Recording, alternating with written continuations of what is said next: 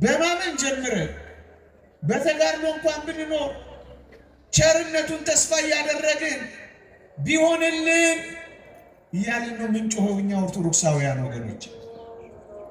እንደ አንዳንዶች አምኛለሁ፣ በቃ መንግሥተ ሰማያት ገብቻለሁ፣ በኢየሱስ ቀኝ ተቀምጫለሁ፣ እንዲያና እንዲህ ብለን የምንፎክር አይደለንም። ይልቅስ በትንሣኤው እናምናለን፣ በመከራው እንካፈላለን፣ በሞቱም እንመስለዋለን፣ ወደ ሙታንም ትንሣኤ ልንደርስ በሆነልን እያል እግዚአብሔርን ተስፋ እናደርጋለን። ምዕመናን ዴማስን ላስታውሳችሁ። ቅዱስ ጳውሎስ ያለው ዴማስ ይህንን ዓለም ወዶ ትቶኛልና አለ። ብርሃን የበራለት ዴማስ የመንፈስ ቅዱስ ተካፋይ የሆነው ዴማስ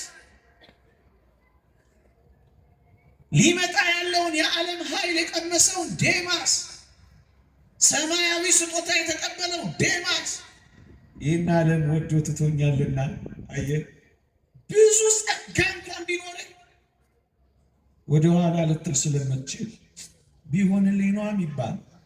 የተወደዳችሁ ኦርቶዶክሳውያን ወወልድ ወመንፈስ ቅዱስ አሃዱ አምላክ አሜን። ቢሆንልኝ የሐዋርያው የቅዱስ ጳውሎስ መልእክት ወደ ፊልጵስዩስ ሰዎች ምዕራፍ 3 ቁጥር 10 ሙሉውን ኃይለ ቃል በቤት ስትገቡ አንብቡት። እንዲህ ይላል፣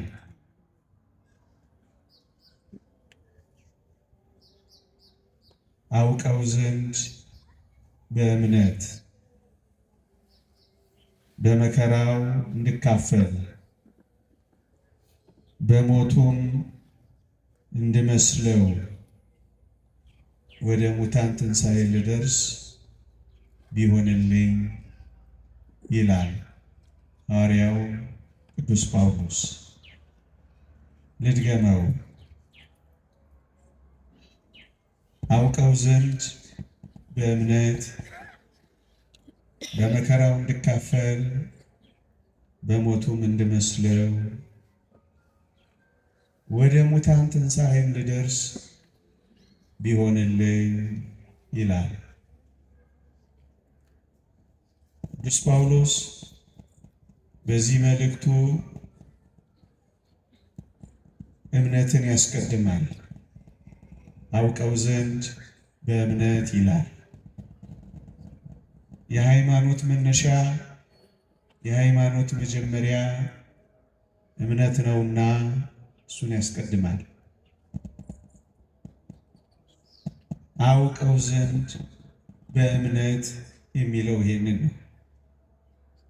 በዚህ ብቻ ያቆም ቅዱስ ጳውሎስ ይቀጥልና በመከራው እንድካፈል በሞቱም እንድመስለው ይላል። ይሄ ደግሞ ምንን ያመለክታል? መከራዎች፣ ተጋድሎዎች ናቸው። በሞቱም ክርስቶስን መምሰል፣ ይህ ደግሞ ከፍ ያለ ተጋድሎ ነው። በዚህም መልካም ስራዎችን ይገልጻል ቅዱስ ጳውሎስ። መከራ፣ ተጋድሎ፣ የመልካም ስራዎች ከፍ ያሉ መገለጫዎች ናቸው ወገኖቼ። ልብ በሉ፣ ሁለት ነገሮችን ነው ቅዱስ ጳውሎስ እየገለጸልን ያለው። አንደኛው አውቀው ዘንድ በእምነት ብሎ እምነትን ያነሳል። ሁለተኛው በመከራው እካፈላለሁ በሞቱም እመስለዋለሁ ብሎ የተጋድሎ ሕይወትን ይጠቅሳል። ይሄ የተጋድሎ ሕይወት ደግሞ መልካም ስራዎች ናቸው።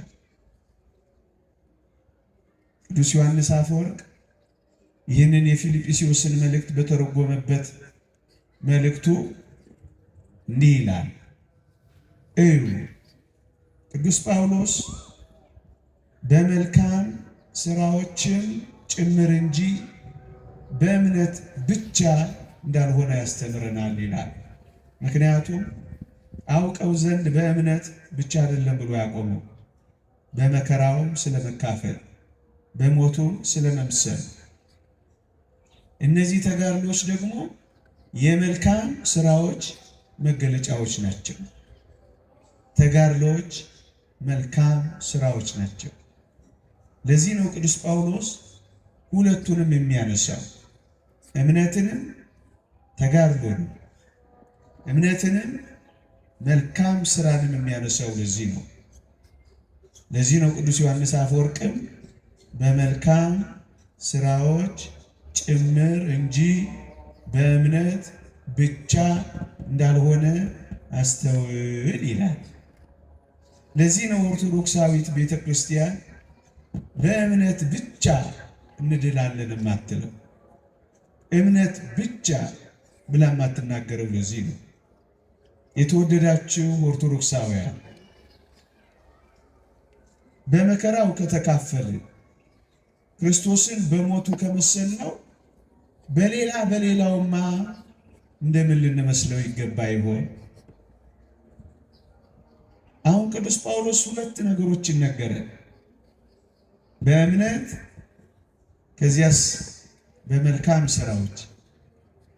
ልብ በሉ፣ ቅዱስ ጳውሎስ እነዚህን ሁለቱን ከጠቀሰ በኋላ ወደ ሙታን ትንሣኤን ልደርስ ቢሆንልኝ ብሎ ደግሞ ይመኛል። አምኛለሁ፣ በመልካም ተጋድሎችና ስራዎች በሞቱ ልመስለውም እመኛለሁ። እነዚህን ሁሉ ነገሮች ካደረግኩ በኋላም ቢሆን ወደ ሙታን ትንሣኤ ልደርስ ቢሆንልኝ ይላል። ይህን ታላቁ ሊቅ ዮሐንስ አፈወርቅ እንዲህ ብሎ ይተረጉመዋል። ቅዱስ ጳውሎስ በትንሣኤው አምኛለሁ ብሏል፣ በመከራው እካፈላለሁ ብሏል፣ በሞቱም እመስለዋለሁ ብሏል። ይህንን ሁሉ ካደረገ በኋላ እንኳን ይላል ቢሆንልኝ የሚለው በራሱ በፍጹም መተማመን ስላልቻለ እኮ ነው ይላል።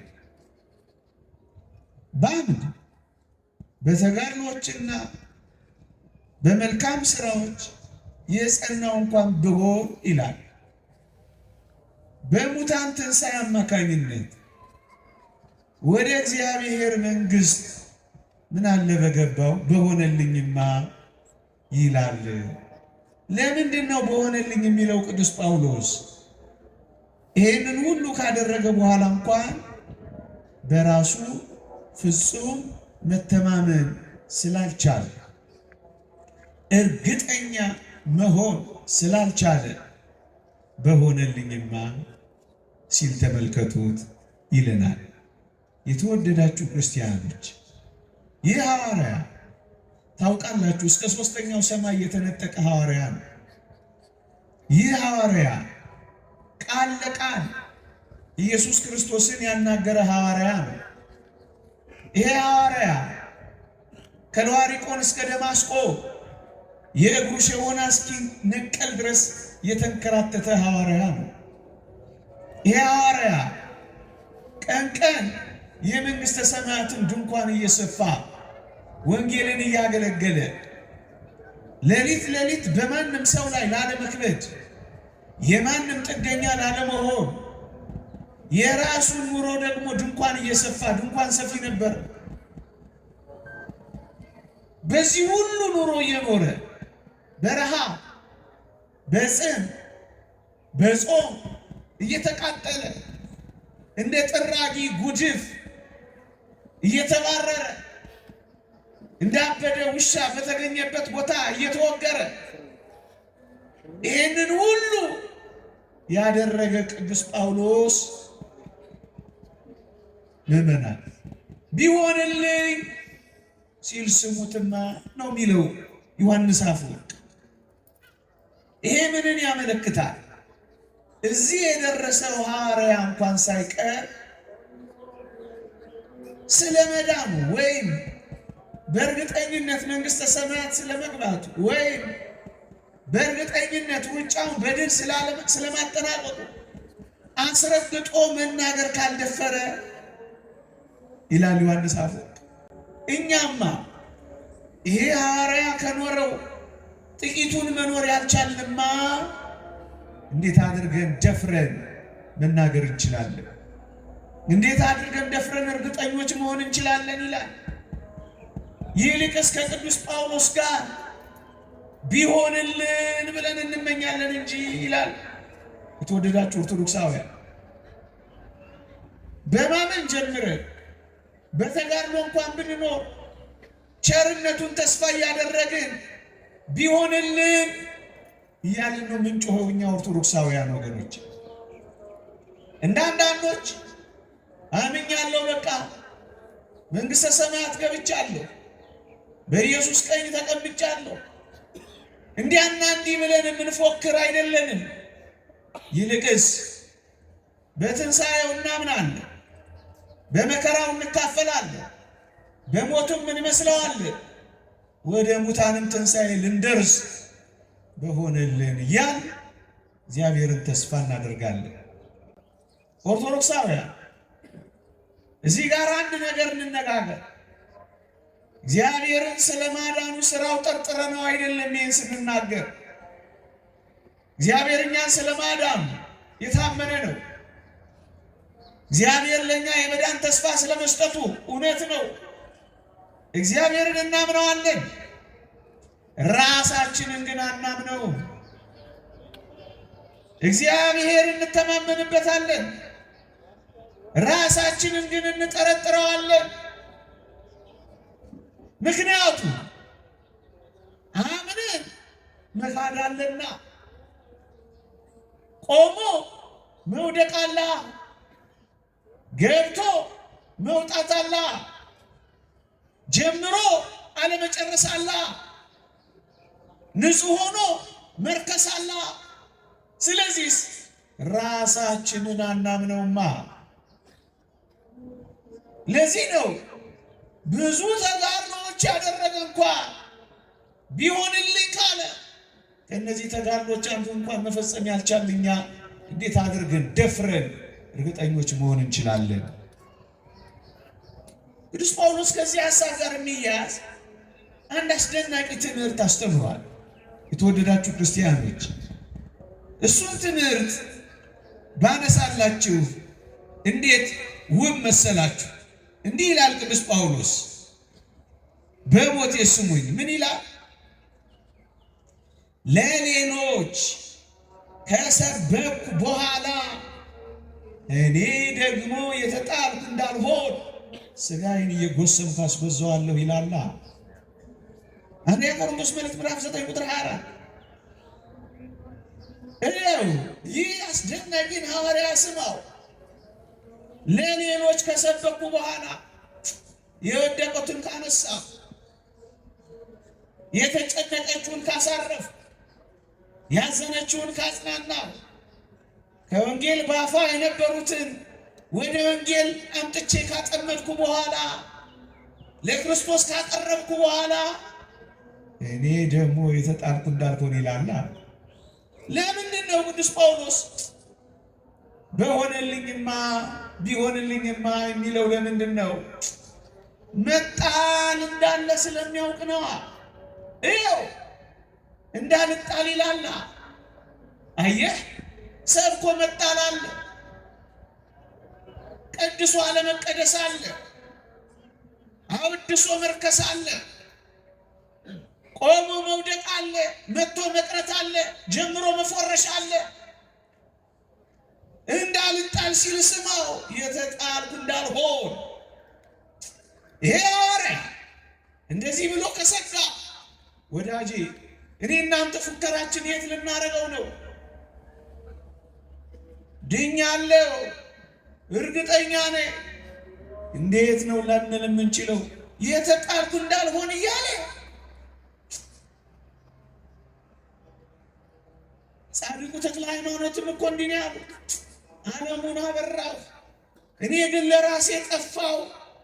ወዮ ብሎ ደረቱን የደቃው ለምን ይመስልሃል?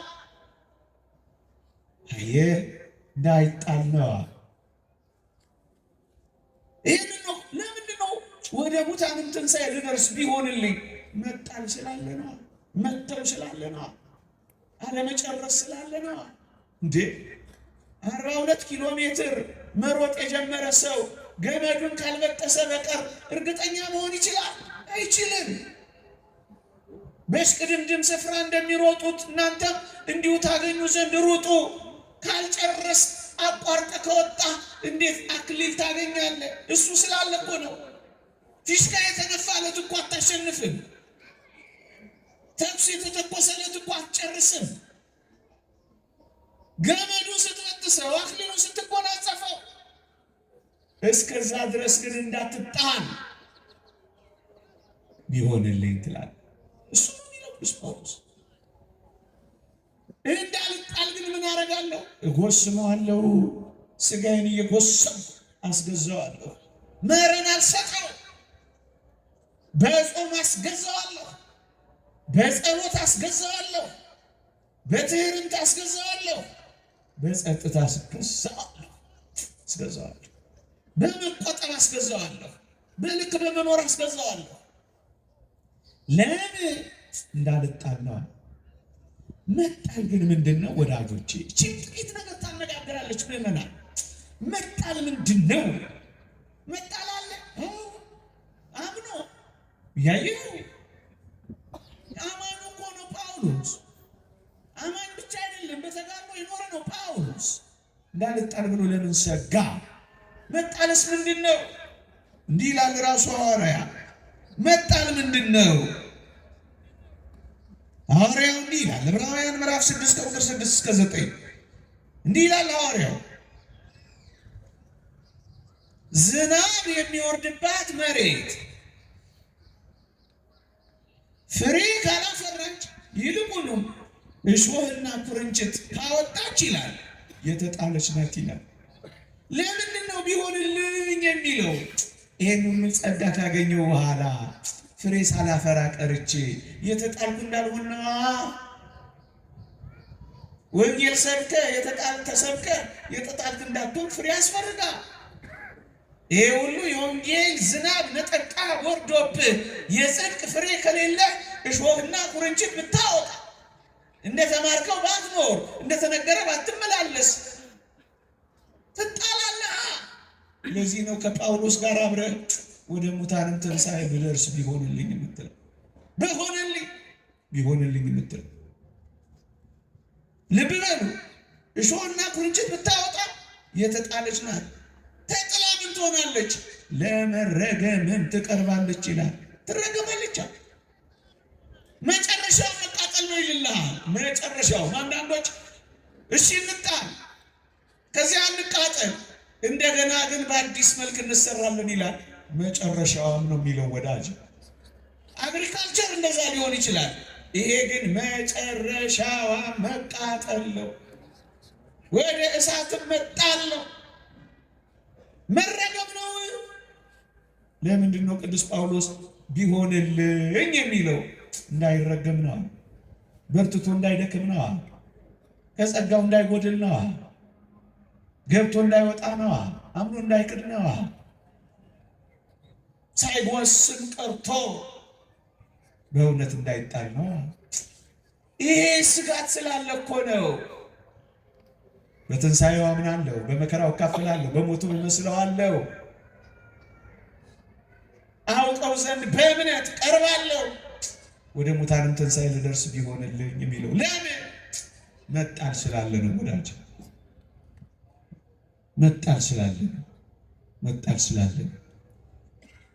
ስላለ ነው። የተወደዳችሁ ክርስቲያኖች፣ ሊቁ ዮሐንስ አፈወርቅ የፊልጵስዩስን መልእክት በተረጎመበት ድርሳኑ አንድ በጎ ምሳሌ ያመጣል። ምን ይላል? አንድ መሐንዲስ ትልቅ ህንፃ፣ ትልቅ ፎቅ ቢገነባ ይላል እና ጫፉ ላይ ቢቆም ይላል ስለገነባው ብቻ ከጥንቃቄ ውጭ አይሆንም ይላል። ከፍ ካለ ቦታ ላይ ቢሆን ጥሩ አድርጎ ቢያንጻው የበለጠ መጠንቀቁ አይቀሬ ነው ይላል። ወዳጄ ከፍ ባልክ ቁጥር ወደ ሰማይ ከፍ ባልክ ቁጥር በጸጋ የበለጠ መጠንቀቅህ አይቀሬ ነው። ምክንያቱም ለመውደቅ የቀረብክ ነው የምትሆነው። ለዚህ እኮ ነው ቅዱስ ጳውሎስ እንዳልወድቅ፣ ለዚህ እኮ ነው የቆመ የሚመስለው ማንም ቢኖር እንዳይወድቅ ይጠንቀቅ የሚለው። ቆሞ መውደቅ ስላለ የራሱ የቅዱስ ጳውሎስ ቃል ነው አሁን ያነበብኩላችሁ። እኔ የቆሮንቶስ ምዕራፍ 10 የቆመሃል እንዳትወድቅ ተጠንቀቅ። ለዚህ ነው ቅዱስ ጳውሎስ ቢሆንልኝ የሚለው። ቆሞ መውደቅ ስላለ ያልኳችሁ ይሄ ነው። ዛሬ ቆመሃል፣ ነገ እንዳትወድቅ ተጠንቀቅ። ስጋት ስላለ ምን ትላለህ? ቢሆንልኝ ትላለህ። ቆሞ መውደቅ ስላለ ምዕመናን ከፍ ከፍ ካሉ በኋላ ብዙ ጸጋ ካገኙ በኋላ መውደቅ አለ፣ መጣል አለ፣ ማቋረጥ አለ። ለዚህ እኮ ነው ቢሆንልኝ የሚለው ቅዱስ ጳውሎስ። ብዙ ጸጋዎችን ከተቀበሉ እንኳን በኋላ ሊወድቁ የሚችሉ እንዳሉ አታውቁም? ከነዚህ ጸጋዎች አንዱን እንኳን የማናሟላኛማ ምንኛ ምስኪኖች ነን! እንዴት አድርገን ደፍረን ቅድም እንዳልኳችሁ ልንናገር እንችላለን? እርግጠኞች እንዴት ልንሆን እንችላለን? ቅዱስ ጳውሎስ ያስተማረው አንድ አስደናቂ ቃል አለ። ላንብቡ። እንዲህ ይላል፣ አንድ ጊዜ ብርሃን የበራላቸውን ሰማያዊን ስጦታ የቀመሱትን የመንፈስ ቅዱስ ተካፋይ የሆኑትን መልካሙም የእግዚአብሔርን ቃል ሊመጣ ያለውንም የዓለምን ኃይል የቀመሱትን ኋላም የካዱትን ይላል። በሞቴ ብርሃን በርቶላቸዋል። አንድ ሰማያዊ ስጦታን ቀምሰዋል። ሁለት የመንፈስ ቅዱስ ተካፋይ ሆነዋል። ሶስት መልካሙን የእግዚአብሔርን ቃል ሊመጣ ያለውንም የዓለምን ኃይል የቀመሱትን ኋላስ የካዱትን ይላል። ምዕመና ዴማስን ላስታውሳችሁ። ቅዱስ ጳውሎስ ያለው ዴማስ ይህንን ዓለም ወዶ ትቶኛልና አለ። ብርሃን የበራለት ዴማስ የመንፈስ ቅዱስ ተካፋይ የሆነው ዴማስ ሊመጣ ያለውን የዓለም ኃይል የቀመሰውን ዴማስ ሰማያዊ ስጦታ የተቀበለው ዴማስ ይህን ዓለም ወዶ ትቶኛልና። አየህ፣ ብዙ ጸጋ እንኳን ቢኖርህ ወደ ኋላ ልትል ስለምትችል ቢሆንልኝ ነው የሚባል። ቢሆንልኝ እኮ ነው የሚባል። ለዚህ ነው ቅዱስ ጳውሎስ ቢሆንልኝ እያለ የሚጮህ። ምዕመናን በአዲስ ኪዳን ብዙ ጸጋ ተሰጥቶናል። እሰየዋው፣ በጸጋ ላይ ጸጋ ተሰጥቶናል። ብዙ ጸጋ የተሰጠን ግን መረን እንድንወጣበት አይደለም። አንዳንዶች እንደሚሉት አማኝ በየትኛውም ድካም እንኳን ቢገኝ አይኮነንም ይልልሃል የኤፌዘኛ አለ። ኃጢአት ብትሰራ እንኳን አይኮነንም ባይመቶልሃል። ለዛ ነው እነዚህን ጮክ ብለን የምንናገረው። ይኸው ከአማኝ በላይ የጸጋ ግምጃ ቤት የሆኑት እንኳን ሳይቀር ሊክዱ ይችላሉ። እነሱን ለንስሐ ማደስ የማይቻል ይላል፣ ማምጣት አይቻል። አማኝ በየትኛውም ድካም እንኳን ቢገኝ አይኮነንም። በእግዚአብሔር ቃል ላይ ማፌዝ አይበቃ። በእግዚአብሔር የማዳን ስራ ላይ መቀለድ አይበቃ። እነዚህን የሚያደርጉት ወደ እግዚአብሔር መንግስት አይገቡም ያለው እኮ ለአማኞች ነው። አይኮነኑም። አንድ የዳነ ለዘላለም የዳነ ነው። ይሄው የእግዚአብሔር ቃል። ምን እናድርገው? ይህን የእግዚአብሔር ቃል ቅድምም አሁንም ያነበብኩላችሁ። ለዚህ ነው እኛ ኦርቶዶክሳውያን ቢሆንልን እያልን ምንጮህ የምንመኘው። በትንሣኤው እናምናለን፣ በመከራው እንካፈላለን፣ በሞቱ እንመስለዋለን። ወደ ሙታንም ትንሣኤ ልንደርስ እንመኛ ቢሆንልን